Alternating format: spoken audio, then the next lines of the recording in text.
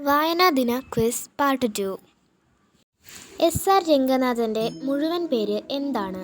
ഷിയാലി രാമാമൃത രംഗനാഥൻ. കേരള സിംഹം എന്ന ചരിത്ര നോവൽ രചിച്ചതാര്?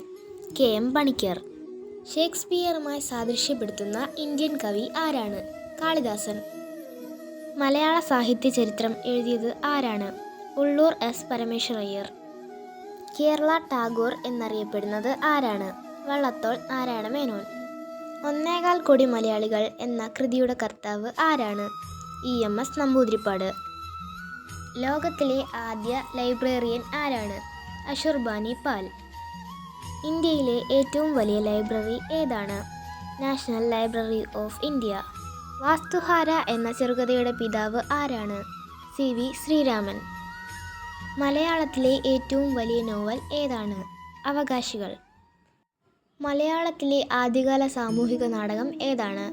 മറിയാമ്മ നാടകം. എന്നാണ് പ്രധാനമന്ത്രി നരേന്ദ്രമോദി ദേശീയ വായനാ ദിനം പ്രഖ്യാപിച്ചത്? 2017 ജൂൺ 19. ഇന്ത്യയിലെ ആദ്യത്തെ സംസ്ഥാനതല പബ്ലിക് ലൈബ്രറി നിയമം ഏതാണ്? Madras public library act. Lalithambika Antharjanam രചിച്ച ഏക നോവൽ ഏതാണ്? അഗ്നിസാക്ഷി. വാസനാവികൃതി എന്ന ചെറുകഥ എഴുതിയതാര്? വേങ്ങയിൽ കുഞ്ഞിരാമൻ നായർ. മലയാളത്തിലെ ആദ്യത്തെ ചെറുകഥ ഏതാണ്? വാസനാവികൃതി. ഹിഗ്വിറ്റ എന്ന പ്രശസ്ത ചെറുകഥയുടെ രചയിതാവ് ആര്? എൻ.എസ്. മാധവൻ.